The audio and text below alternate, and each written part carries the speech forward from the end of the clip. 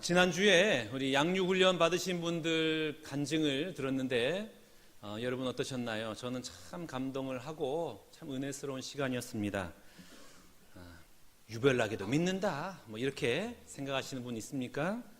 아니면 나도 말씀의 은혜 속으로 깊이 들어가고 싶다라는 도전을 받으셨나요? 여러분, 말씀이 나를 치면 내 삶이 변화가 돼요. 생각이 바뀌고 가치관이 바뀌고 삶의 태도가 바뀝니다. 여러분 가운데 이런 말씀의 은혜가 임하시기를 주님의 이름으로 축복합니다. 자녀 앞에서, 남편 앞에서 어지러진 내 인생 속에서 말씀이 들리길 원해요. 내 감정으로 반응하는 것이 아니라 그 말씀으로 인도함 받는 거예요. 말씀이 내 안에 들어오면 그 말씀이 세포로 살아나는 거예요. 나를 움직이는 겁니다. 그 말씀을 받아들이는 순간부터 생명력이 우리의 삶을 이끌어가는 거예요. 그 능력이 나타나는 것입니다. 여러분, 주의 말씀에 힘이 있습니다. 우리 모두가 그 말씀의 능력으로 자라나고 이겨나가기를 주님의 이름으로 축복합니다. 우리 인간이 무엇으로 창조되었나요? 흙으로 창조되었잖아요. 좀 더 정확한 표현이면 땅의 티끌입니다. 더스트, 먼지예요. 먼지로 창조됐어요. 먼지에 불과한 존재가 바로 우리 인간입니다. 그런데 이 먼지에 불과한 아담이 무엇을 받아들였나요? 말씀을 받아들여요. 어떤 말씀을 받아들여요? 생육하고 번성하여 땅에 충만하라. 다스리고 지배하고 정복하라. 이 하나님의 말씀, 먼지에 불과한 아담이 하나님의 말씀을 받아들이는 거예요. 받아들이는 순간 생육하고 번성하고 충만하고 다스리고 지배하고 정복한 그 하나님의 말씀 한 구절이 들어가는 순간부터 그렇게 능력이 있는 하나님의 백성으로 살아나는 것입니다. 이게 말씀의 능력이에요. 말씀이 여러분의 심령 그 깊은 곳에 임하시기를 축복합니다. 그런데 마귀는 가만히 있지 않아요. 끊임없이 우리를 속이고 다른 소리를 주입시킵니다. 내 힘으로 살아가라. 너 충분히 능력 있잖아. 너도 충분히 괜찮고 매력 있고 똑똑하고 능력 있는 사람이야. 내 스스로 내 삶을 책임질 수 있어. 너도 하나님처럼 될 수 있어. 얼마든지 너도 하나님처럼 되고 하나님처럼 이 세상을 멋지게 살아갈 수 있어. 이 사단의 속삭임에 순종을 해서 아멘 했던 이 아담이 그 삶의 적용으로 뭘 한 겁니까? 선악과를 따먹은 거예요. 하나님 말씀 없이 살아가라. 너의 그 유능함과 똑똑함으로 살아가라. 이런 유혹이 우리 삶의 현장에 멈추지 않고 계속해서 흘러들어오고 있습니다. 그래서 아담 이후로 모든 인류는 유능하고 똑똑하고 풍요롭고 높아지는 사람이 되기 위해서 그냥 온갖 에너지와 시간과 물질을 투자해요. 그것이 삶의 목적과 삶의 방향이 되어버렸어요. 그래서 더 많이 가지려고 그러죠. 더 높아지려고 그러죠. 그리고 우리가 좋아하는 말씀이 무엇인가요? 머리가 될지언정 꼬리가 되지 않는 거잖아요. 항상 자녀들에게 너는 머리가 될지언정 꼬리가 되지 말아라. 꼬리가 되면 채찍질하고 회초리 들고 욕하고 그래서 머리가 되게끔 하고 머리가 안 되면 어떻게 돼요? 가출하고 도망가고 우리가 이렇게 살아왔잖아요. 얼마나 우리가 속으면서 사는지 몰라요. 머리가 되려고 하고 성공하려고 하고 인정받으려고 하고 괜찮은 사람이 되려고 하고 그러니까 그 과정 속에서 넘어져요. 상처 입어요. 낙심하고 좌절하고 원망해요. 우울해져요. 오늘 본문 말씀도 보니까 하나님 말씀 없이 자신의 힘과 노력으로 살아가는 사람이 얼마만큼 무너지는가 그걸 보여주고 있습니다. 이스라엘 백성들이 기적적으로 요단강을 건넜잖아요. 하나님이 요단강을 가르셔요. 그리고 가나안의 첫 성이 여리고성을 무너뜨리지 않습니까? 얼마나 용기가 생기고 이제 제법 담력이 생겼어요. 그 다음 성이 아이성입니다. 여리고와는 비교할 수 없는 조그만 성이에요. 그런데 이 아이성에서 실패해요. 패배합니다. 이 사건을 해서 상황이 역전되는데 심리적으로 주눅이 들었던 가나안 원주민들이 담력을 얻습니다. 야, 이스라엘 별거 아니네. 소문하고 다른데? 한번 싸워볼 만한데? 반면에 사기 충천해야 될 이스라엘 백성들이 간담이 녹아내리는 거예요. 어떻게 하나? 이게 맞아. 우리가 힘없는 사람이었지. 우리 능력 없는 사람이었지. 완전히 그냥 땅 밑바닥으로 꺼지는 거예요. 그런데 이거보다 더 중요한 문제가 있습니다. 그것은 무엇이냐면 이 사건 하나 때문에 지금까지 천지에 충만했던 하나님의 영광이 땅에 떨어져 버려요. 하나님 별거 없네. 우리 신이 더 강하다. 아이성 전투의 실패로 말미암아 이스라엘과 하나님의 이름이 먹칠당한 거예요. 그러면 하나님은 왜 자신의 이름이 먹칠당하면서까지 아이성에서 실패하게 했는가? 이런 의문이 들잖아요. 오늘 본문 말씀을 통해서 우리가 붙들어야 할 영적 교훈이 있습니다. 첫 번째, 인생은 내가 책임질 수가 없어요. 1절 말씀을 다시 한번 봐볼까요? 이스라엘 자손들이 온전히 바친 물건으로 말미암아 범죄하였으니 이는 유다 지파 세라의 증손 삽디의 손자 갈미 아들 아간이 온전히 바친 물건을 가졌음이라 여호와께서 이스라엘 자손에게 진노하시니라.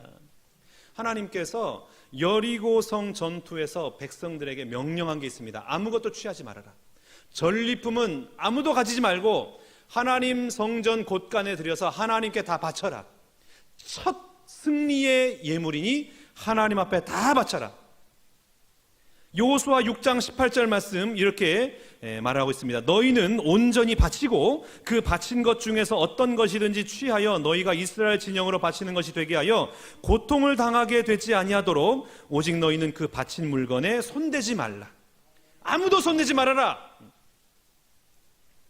그런데 아간이 이 하나님의 명령의 말씀을 저버리고 여리고 성에서 아름다운 외투 한 벌, 은 200세겔, 50세겔 되는 금덩어리 하나를 자신의 장막 그 땅에 묻어놔요. 그래서 이것 때문에 아이성에서 전투에서 패배하게 되는 것입니다. 아간이 누구냐면 유다 지파 자손이에요. 여러분, 유다 지파가 어떤 지파입니까? 다윗을 배출한 가문이에요. 이스라엘의 가장 위대한 왕 다윗을 배출한 가문이 유다 지파예요. 더군다나 그 핏줄을 통해서 누가 나와요? 예수님께서 나오셔요. 예수님께서 태어나는 명문 가문 중에 명문 가문입니다. 그러니까 아간은 그냥 가만히 있기만 해도 그냥 높임을 받을 수 있어요. 그런데 높임 받는 것이 아니라 후손의 이름까지 끊어져 버립니다. 무엇 때문에요? 그 탐욕 때문에. 공교롭게도 아간이라는 이름의 뜻이 뭐냐면 사고 뭉치, 사고 덩어리. 이게 아간의 뜻이에요. 사고 덩어리예요. 그러면 왜 아간이 하나님께서 취하지 말라고 명령하신 그 전리품에 왜 손을 댔을까요? 왜 숨겼을까요? 아간이 생각하기를 내가 하나님의 말씀대로 살다가는 망하게 생긴 거예요. 말씀대로 전쟁의 전리품을 온전히 여호와의 곳간에 드리라고 하니까, 그리고 그 바친 물건에 손대지 말라고 하니까, 그럼 내 인생은 누가 책임져 주나? 이 좋은 금은 부화가 지금 내 앞에 있는데 이거 다 바치면 나는 어떻게 살아가나? 이 땅을 살아갈 때 생활 자금이 있어야 내가 집도 짓고 농사도 짓고 자녀들도 키울 텐데, 학원도 보내고 대학도 보내고 그럴 텐데 어떻게 내가 책임지나? 내 미래가 어떻게 될지도 모르는데 지금 내가 한가하게 하나님의 말씀 따라가다가 내 자식들 굶기기라도 하면 어떻게 할 거냐? 그러다가 이 가문 망하는 거 아닌가? 적어도 우리 가문의 명맥은 이어나가야 될 건 아닌가? 이런 합리적이고 이성적인 생각에 묻어둔 거예요. 무엇을 위해서요? 자신을 위해서, 자식을 위해서, 가문을 위해서요. 너무나 합리적이잖아요. 그런데 이 소리가 누구의 소리입니까? 사탄 마귀의 소리인 거예요. 여러분, 아간이 요단강이 갈라지는 것을 경험했을까요? 못했을까요? 경험했죠. 여리고성을 돌기만 했는데 여리고성이 무너지는 것을 봤을까요? 못 봤을까요? 봤죠. 그동안 아간이 드린 예배가 얼마나 될까요? 아마 셀 수 없을 거예요. 수도 없이 예배를 드렸을 겁니다. 그리고 예배 속에서 기도를 하고 찬송을 하고 하나님 앞에 예물도 드렸을 거란 말이에요. 제사 드릴 때에 자신의 그 예물 가져와서 하나님 앞에 제사를 드리고요. 그러면 그가 지금까지 드렸던 예배는 무엇이고 기도는 무엇이고 제사는 무엇인가? 그토록 예배하고 찬송하고요, 그토록 하나님 앞에 기도했던 그 모든 게 다 뭐냐 이거예요. 다윗이 우리아의 아내 밧세바를 범했습니다. 그리고 밧세바와 다윗 사이에서 아들이 태어났어요. 나단 선지자가 와가지고 책망합니다. 밧세바 당신 사이에 태어난 그 아들은 죽을 겁니다. 그때부터 다윗이 회개를 하기 시작합니다. 자, 아이가 태어났으니까 만약 다윗의 아이가 신생아라면 10개월 정도는 됐겠죠. 적어도 10개월 됐습니다. 자, 그러면 지난 1년 동안 다윗은 이스라엘 왕으로서 예배를 드리고 기도를 하고 찬송을 했을 겁니다. 수많은 예배와 기도와 찬양을 드렸는데 성경 어디에도 하나님 앞에 회개했다, 엎드렸다는 기록이 없습니다. 나단 선지자가 지적하니까 그때 비로소 회개하기 시작한 거예요. 여러분, 우리가 얼마든지 세상을 악하고 음란하게 살 수 있어요.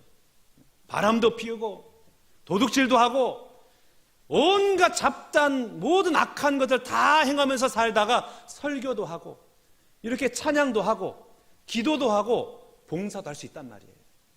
얼마든지 속이고 연기할 수 있습니다. 그런데 그곳엔 하나님의 생명의 역사가 나타나지 않아요. 다윗이 나단 선지자의 책망을 듣고 비로소 회개를 하죠. 시편 51편 10절입니다. 하나님이여 내 속에 정한 마음을 창조하시고 내 안에 정직한 영을 새롭게 하소서. 왜 말씀을 들어도 꿈쩍하지 않을까요? 왜 반응도 없고 왜 변화도 없을까요? 그것은 내 안에 있는 정직한 영이 나를 이끌어가지 않기 때문입니다. 성령께서 나를 이끌어가는 것이 아니라 누가 이끌어갑니까? 내가 이끌어가는 거예요. 나의 이성이, 나의 경험이, 나의 가치관이 내 삶을 이끌어가는 거예요. 많은 성도들이 예배 속에서 설교를 듣고 좋은 예배 속에서 예배를 드리고 그리고 성경 공부를 하면서 내가 하나님을 알고 있다고 착각합니다. 내가 하나님을 알고 있다고 생각을 해요. 우리가 너무나 잘 알고 있습니다마는 세상 사람들이 그리스도인들에 대한 평판이 어떻습니까? 신뢰를 못한대요. 그 수치가 20% 미만입니다. 왜 그럴까요? 왜 세상 사람들이 저 교회 다니는 것들 믿을 수 없어? 왜 그럴까요? 우리가 복음의 말씀 듣고 회개하고 복음대로 살기 때문에 그런 평판을 받았을까요? 그러면 너무나 감사하죠. 너무나 은혜가 되죠. 하나님의 말씀이 지식에 머물고 삶으로 나타나지 않으니까 신뢰를 못하는 거예요.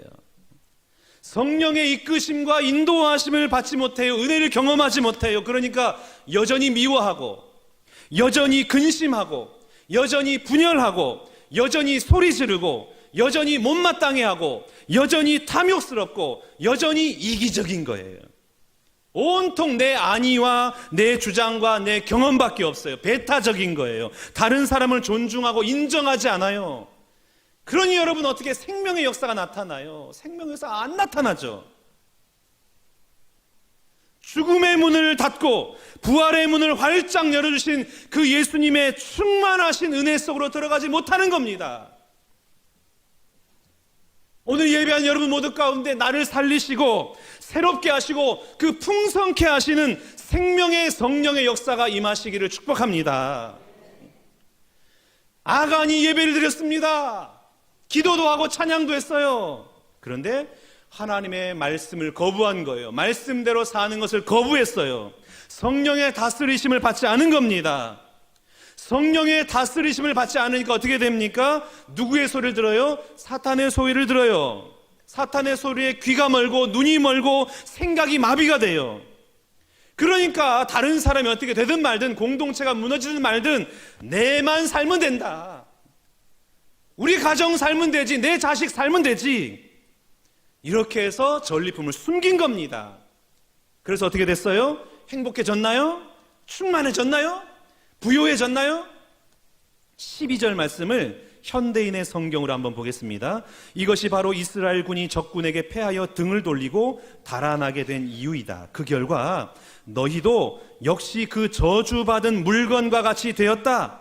너희가 가져서는 안 될 그 물건을 너희에게서 제거하지 않는 한 내가 다시는 너희와 함께하지 않을 것이다. 하나님 말씀하시는 거예요. 멸망하기로 되어 있는 것에 관심을 가진 자는 멸망할 것이야. 이미 속물이 되어버린 그 인간을 멸하지 않으면 내 소중한 이스라엘 공동체 전체가 속물이 되어버리고 말 거야. 하나님의 말씀을 거부하고 자기 힘으로 자신의 삶을 책임지려 가는 자를 공동체에서 도려내지 않으면 그것은 순식간에 온 이스라엘에게 퍼지는 거예요. 아마 다 똑같은 생각을 하고 있었을 겁니다. 그 옆집의 김장로님, 앞집의 김권사님 그런 생각 안 했을까요? 이 그냥 눈앞에서 그냥 반짝반짝거리는데 금은부화가 내 앞에 있는데 숨겨놓고 싶은 마음이 없었을까요? 근데 왜 안 숨겼어요? 용기가 없으니까 안 숨긴 거예요. 용기가 없어가지고. 적어도 아가는 용기 있게 그냥 자기가 결단하고 나가잖아요. 아마 아간의 그 모습을 용인했다면 너나 할 것 없이 다 자기 목소리 내고 자기 안위 생각하고 자기 뜻대로 살아가려고 했을 거예요. 그러면 이스라엘은 무너지는 거예요.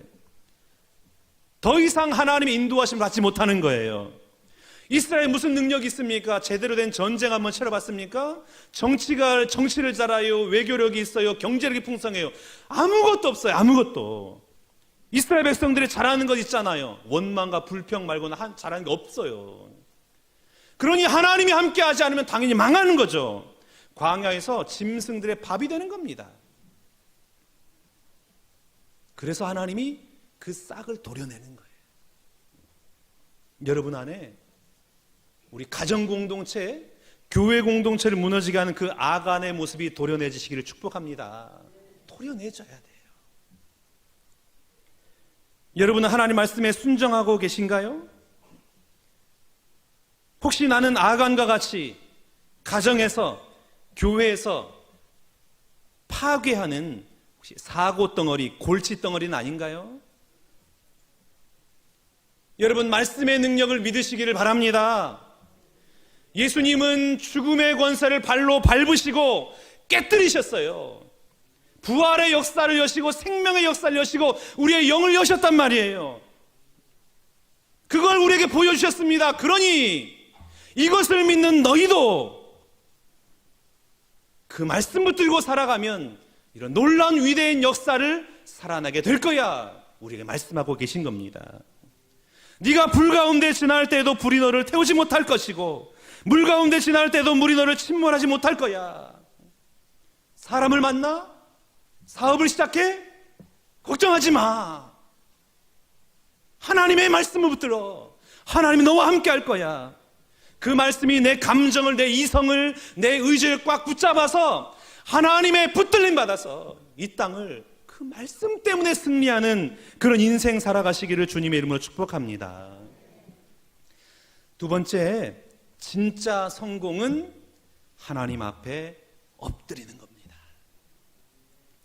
9절 말씀 봐볼까요? 가나안 사람과 이 땅의 모든 사람들이 듣고 우리를 둘러싸고 우리 이름을 세상에서 끊으리니 주의 크신 이름을 위하여 어떻게 하시려 하나이까? 여러분 여호수아가 아이성 전투에서 패배한 다음에 처음에 뭐라고 했습니까? 여호수아가 지도자잖아요.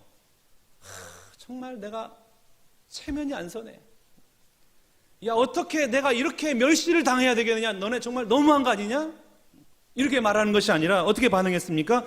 주의 크신 이름을 위하여 어떻게 하십니까? 주님의 크신 이름. 이스라엘의 패배가 여호수아에게 수치가 되는 게 아니었어요. 그냥 내 체면이 무너지는 것, 그것 때문에 화를 낸 것이 아니라 여호와의 크신 이름이 무너지는 것으로, 땅에 떨어지는 것으로 아파하고 있는 것입니다. 주의 크신 이름을 위하여 어떻게 하시나이까? 오늘을 살아가는 우리에게 필요한 마음이에요. 얼마나 소중한 마음입니까? 돌을 던지는 대신에 가슴을 찢어요. 핏대를 올리는 대신에 고개를 숙이고 손가락질하는 대신에 무릎을 꿇는 것입니다. 여러분, 왜 자녀들에게 화를 내십니까? 언제 화를 내세요? 말도 안 되는 성적표를 들고 오면 내가 너 때문에 못 살아 그냥. 이게 성적표라고. 그냥 내가 옆집 아저씨 볼 낯이 없어. 창피해 죽겠어 그냥. 왜 그렇게 살아? 그 남편이 막 술 취해가지고 그냥 새벽에 들어와서 막 떠들고 그러면 내가 못 살아 그냥. 내 앞집 엄마를 내가 볼 수가 없다고. 창피하다고. 왜 화를 내는 거예요? 내 체면 때문에. 내 체면이 깎이니까, 내 위신과 내 권위가 손상되니까 막 화를 내는 거예요. 여러분, 왜 남편에게 화를 내고 아내에게 화를 냅니까? 내가 인정받지 못하고 내가 무시당한다는 느낌 받으니까 화를 내요. 왜 우리가 공동체에서 화를 냅니까? 내가 힘이 없는 것 같아. 내 말을 안 듣는 것 같아. 내 말이 무시당하는 것 같아. 그러니까 화가 나는 거예요. 모든 문제의 중심에는 누가 있어요? 내가 있는 거예요. 내 체면, 내 자존심, 내 위신, 이게 깎이니까 못 참아요. 막 화가 그냥 버럭 나는 거예요. 왜 내 체면을 손상시키니? 그런데 여호수아는 하나님 앞에 엎드린 겁니다. 하나님 앞에 엎드려요. 그런데 혼자 엎드린 것이 아니라 장로들과 함께 엎드렸어요. 그 리더들과 함께 하나님 앞에 엎드린 겁니다. 여러분, 여기 우리 모두가 무슨 문제를 만날 때마다 모든 사건 앞에서 함께 하나님 앞에 엎드려 부르짖는 은혜가 임하시기를 축복합니다. 화를 내고 던질 것이 아니라 하나님 앞에 엎드리는 거예요. 엎드려야 돼요. 여호수아는 하나님 앞에 엎드리는 것이 몸에 배었습니다. 습관이에요. 속상하면 교회 나와가지고 기도해요. 문제가 생기면, 사건이 터지면 티끌을 머리에 뒤집어 쓰고 하나님 앞에 회개하고 말씀으로 어떻게 살아갈까 적용을 해요. 그런데 어떤 사람은 문제만 생기면 습관을 따라 점집을 찾아갑니다. 어떤 사람은 습관적으로 돈 많은 사람, 능력 있는 사람을 찾아가요. 어떤 사람은 습관적으로 화를 내요. 목소리 큰 사람이 이긴다는 그 확신이 있어서 문제만 생기면 막 화를 내요. 소리를 지른단 말이에요. 양육받은 권사님 그 한 분이 그전에는 막 차가 막 휙 지나가고 그러면은 막 깜짝 놀라는 거예요. 막 화를 냈대요. 비가 오는 날이면 물을 막 튀기고 가니까 운전 똑바로 하라고 말해요. 엄청 화를 냈대요. 그런데 그 말씀이 그 영혼을 치고 찌르니까 어떻게 생각하냐면 바쁜 일 있나 보다 이렇게 생각한대요. 화가 안 난답니다. 화가요. 저도 그래요. 예전에 엄청 화가 내고 막 욕하고 그랬어요. 막 여기서는 이제 말씀을 선포하지만 얼마나 욕을 많이 했는지. 저런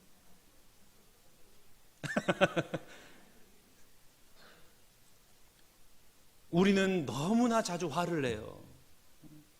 자녀 문제, 돈 문제, 자존심 문제 앞에서 너무나 화를 내요. 저 사람이 예수 믿는 사람인가 할 정도로 너무 막 화를 내는 거예요. 어떻게 저러지?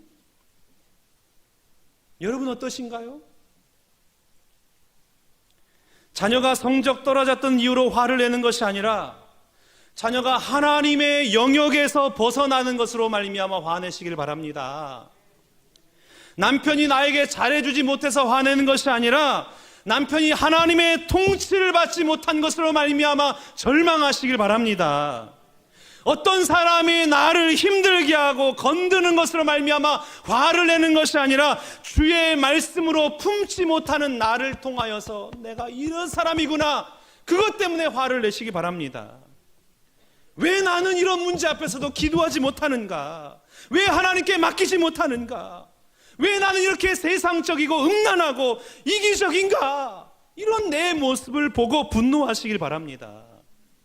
내 삶의 현장에서는 주님을 향한 거룩함이 전혀 보이지 않고 여전히 나를 향한 이익과 유익에만 꿈틀거리고 있는 그 모습 보면서 여러분 좀 절망을 좀 했으면 좋겠어요. 나는 정작 내 안에 있는 더러움은 못 보고 탐욕과 음란의 모습을 보면서도 싸워볼 생각도 하지 않으면서도 다른 사람, 음란하고 악하고 그렇게 살아가는 사람을 향해서 돌을 던지는 그 모습을 보면서 나에게 화를 내시길 바랍니다. 좀 그랬으면 좋겠어요. 여호수아 7장을 보면서 혹자는 아간이 도대체 왜 그랬을까? 도대체 아간이 제정신인가? 아니 어떻게 그렇게 하나님의 기적을 체험하고 하나님의 은혜를 경험하고 그 하나님의 살아계심을 눈으로 봤는데 어떻게 그렇게 완악한 인간이 그럴 수가 있는가? 이렇게 생각을 할 수가 있습니다.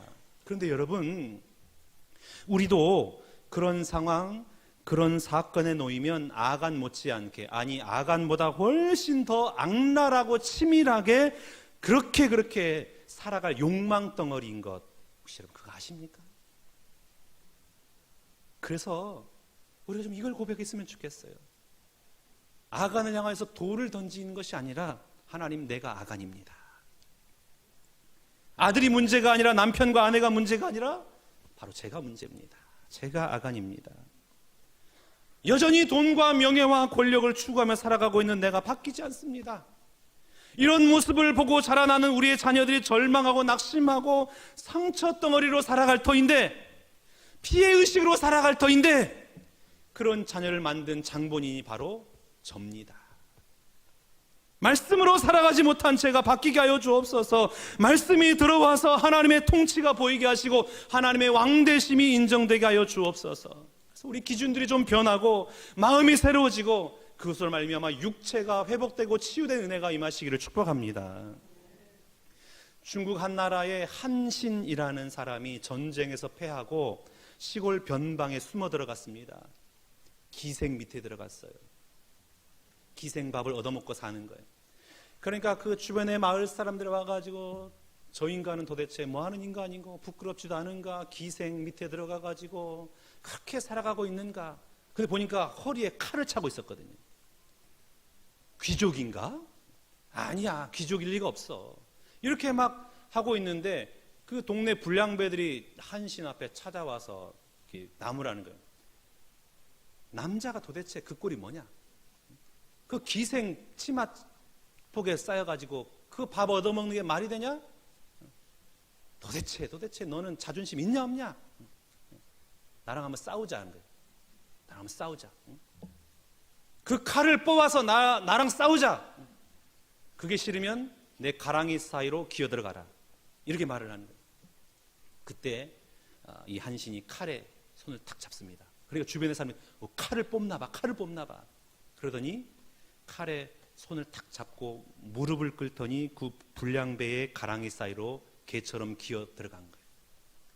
그러니까 이 광경을 본 그 주변의 주민들이 막 그랬대요. 사람도 아니다, 남자도 아니다, 자존심도 없고, 막 침뱉고 욕하고 저런 한심한 인간 같으니라고 하면서 그렇게 조롱을 하고 다 떠나갔어요.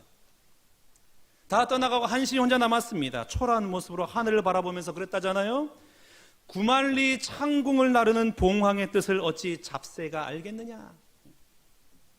내가 지금 당장 여기서 칼을 뽑아서 저 사람을 죽일 수 있지만 만약 그렇게 한다면 내 존재가 소문이 나서 적들이 달려들어서 나는 인생을 마무리해야 될 터인데, 내 꿈은 천하를 통일하는 꿈인데 내가 그 천하통일의 꿈을 어떻게 내 지금 사사로운 감정 때문에 놓칠 수가 있겠느냐. 나는 그럴 수 없다. 나는 칼을 뽑지 않는다. 참은 거예요. 인내한 거예요. 그래서 이 사건을 계기로 초나라의 왕으로 등극하게 된 겁니다. 여러분, 우리가 얼마든지 돌을 던져서 화풀이할 수 있고 자존심을 세울 수가 있습니다. 그런데 우리에게는 당장 화를 내는 것보다 더 큰 소원이 있잖아요. 하나님의 교회가 바로 설 수 있다면 내 자존심이 무슨 문제입니까? 오늘 내가 한번 수치를 당하는 것이 주의 크신 이름을 높이는 것이라면 100번 아니라 1000번이라도 당할 수 있는 것 아닌가요? 그게 우리의 마음이잖아요. 그러니 여러분, 가정에서 내부에서 싸우고 무너지지 말고 진짜 적과 싸워서 이길 수 있는 권능이 임하기를 축복합니다. 어둠의 영을 물리칠 수 있는 그 권능, 영적인 갑옷을 입고 어둠의 영과 싸워 이기는 여러분 모두가 다 되시기를 축복합니다. 이 아간의 사건으로 이스라엘은 다시 한번 말씀 공동체로 거듭나요. 우리가 하나님 떠나서는 아무것도 할 수 없는 존재구나. 그리고 이스라엘 백성 모두가 혹시 내 안에 아간과 같은 마음을 품었던 건 없는가? 하나님 앞에 다 토해내는 거예요. 자신의 교만한 생각, 이기적인 생각, 세상적인 생각 다 회개하는 하나님 앞에. 이스라엘을 거룩하게 하고 말씀 공동체로 회복하기 위해서 아이성 패배는 반드시 있어야만 했던 사건이었던 것입니다. 여러분, 모든 실패의 자리, 넘어짐의 자리, 고통과 고난의 자리는 하나님이 나를 부르시는 사건입니다.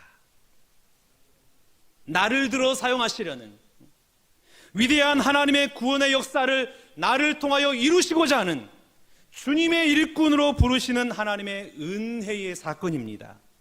그러니 아간과 같은 나의 교만과 탐욕과 이기심과 음란과 모든 더러움을 회개하고 하나님의 은혜를 구하는 저와 여러분 모두가 다 되시기를 바랍니다. 하나님의 섭리를 인정하세요. 하나님의 이끄심을 인정하세요. 하나님 나와 함께 하십니다. 결코 나를 포기하지 않고 나를 놓지 않으십니다. 오늘도 하나님이 우리가 그 말씀 붙들고 그 말씀의 능력으로 이 땅을 승리하며 살아가기 원하십니다. 이 한 주간도 오로지 하나님 말씀 꼭 붙들고 그 위로부터 내려오는 하늘의 그 능력과 은혜와 그 성령의 충만함의 역사를 경험하는 여러분 모두가 다 되시기를 주님의 이름으로 축원합니다.